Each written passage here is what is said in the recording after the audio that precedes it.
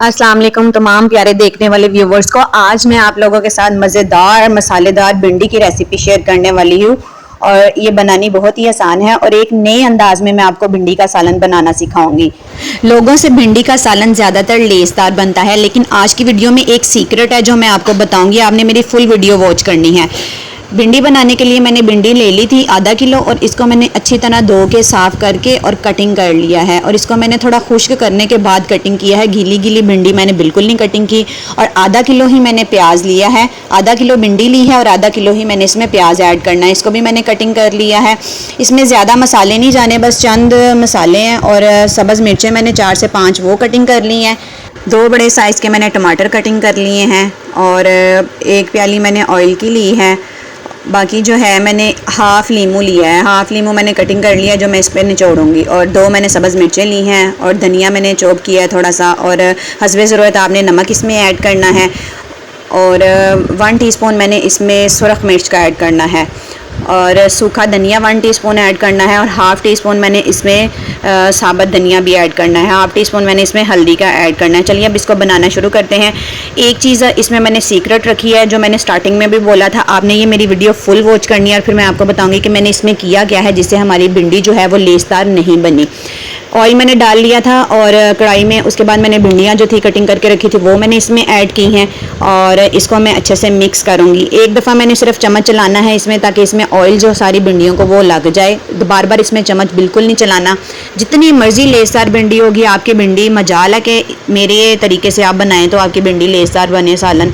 अब ये देखिए इसको थोड़ा मैंने सेक लगने दिया था। अब मैंने 5 मिनट के बाद जो बेसन था वो मैंने 1.5 चम्मच खाने वाला, चावल खाने वाला 1.5 चम्मच वो इसमें बेसन इस सूरत पे इस कंडीशन में ऐड किया। ये देखिए अब मैंने इसको मिक्स कर देना है। ना तो मैंने भिंडी को ऑलरेडी बेसन लगा के रखा था, ना ही मैंने कोई इसको मसाला लगाया, कुछ भी नहीं किया। जस्ट मैंने ऑयल में भिंडी ऐड की है और उस पर मैंने जो है 1.5 चम्मच जो है बेसन का ऐड किया है। इसी से हमारी भिंडी इतनी कुरकुरी और मज़े की फ्राई होने वाली है। ये देखिए भिंडी मैं फ्राई कर रही हूँ और इसको मैंने 10 मिनट तक फ्राई किया, लेकिन अभी भी भिंडी हमारी फ्राई नहीं हुई। अब ये देखिए इस स्टेज पर आकर देखें कि भिंडी ऑलमोस्ट जो है वो हमारी फ्राई हो चुकी है और बहुत अच्छा भिंडी ने कलर दिया है हमें।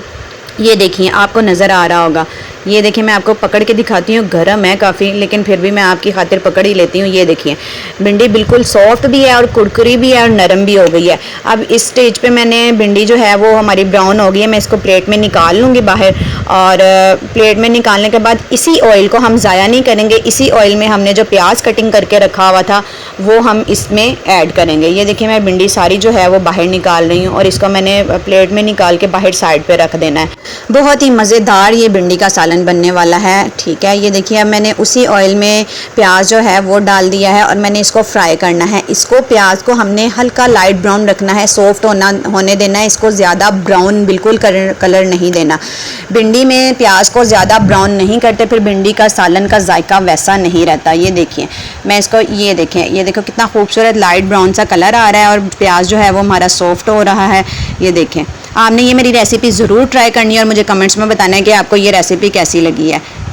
ये देखिए मैं इसको फ्राई कर रही हूँ और इस स्टेज पे ये देखिए जब ये इतनी फ्राई हो जाए कि ये देखें आपको नज़र आ रहा है कि प्याज भी हमारा सॉफ्ट हो गया, तो हमने इसमें अपने बाकी मसाले जो हैं वो ऐड करने हैं। और बाकी मसालों में हमारे पास है टमाटर हम इस स्टेज पे ऐड करेंगे क्योंकि टमाटरों ने भी अपना पानी छोड़ना है। हमने इसमें एक्स्ट्रा कोई पानी नहीं ऐड करना और इसी टमाटर जूसी होते हैं, इसी ने पानी छोड़ना है और ये इसी मसाले में पक जाएंगे। और सब्ज़ मिर्चें हम इसमें ऐड कर देंगे।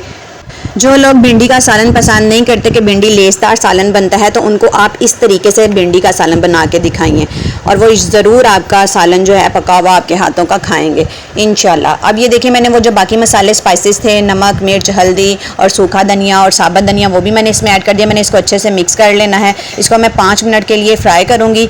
उसके बाद मैंने अपने इसमें जो भिंडी को फ्राई करके ऑलरेडी निकाल के रखा था वो इसमें मैं ऐड करने वाली हूँ। ये देखिए ये मसाला हमारा फ्राई हो चुका है, ऑयल उसने छोड़ दिया है। 5 मिनट के लिए मैंने इसको फ्राई किया था। मैंने ये देखिए फ्राई की हुई भिंडी, ये देखिए बिल्कुल भी लेसदार नहीं है, कुरकुरी सी भिंडी फ्राई हुई है और मैं इसमें ऐड कर दूंगी। बहुत ही टेस्टी ये सालन बनने वाला है। और ये देखिए मैंने इसको अब इसमें भिंडी ऐड करने के बाद मैंने इसको अच्छे तरह से मिक्स कर लेना है। मिक्स करने के बाद मैंने इसको बाकी जो इसमें मसाले हैं वो 2-3 चीज़ें रह गई हैं और वो है लीमू। बाज़ लोगों को भिंडी सालन खाने से पेट में अक्सर गैस हो जाती है, लेकिन अगर आप इसमें 1 या आधा लीमू निचोड़ लें, मेरे पास बड़े साइज़ का लीमू था इसलिए मैं इसमें आधा लीमू निचोड़ूंगी।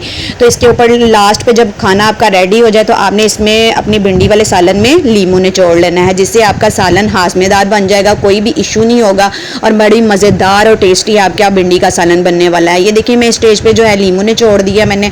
लीमू निचोड़ने के बाद मैंने धनिया जो था वो रखा हुआ था कटिंग करके, धो के साफ़ करके, और वो मैं इसमें ऐड करूँगी। धनिया और सब्ज़ मिर्चें जो हैं वो मैं इसमें ऐड कर दूँगी। सब्ज़ मिर्चें अगर आप ज़्यादा पसंद करते हैं तो आप 2 से 3 से 4 भी कर सकते हैं। और ये देखिए मैंने सब्ज़ धनिया इसमें ऐड कर दिया है। मज़ेदार सा भिंडी का सालन रेडी हो गया है। आपको ये मेरी वीडियो पसंद आती है तो आपने मेरे चैनल को सब्सक्राइब, लाइक और शेयर करना है। अल्लाह हाफिज़।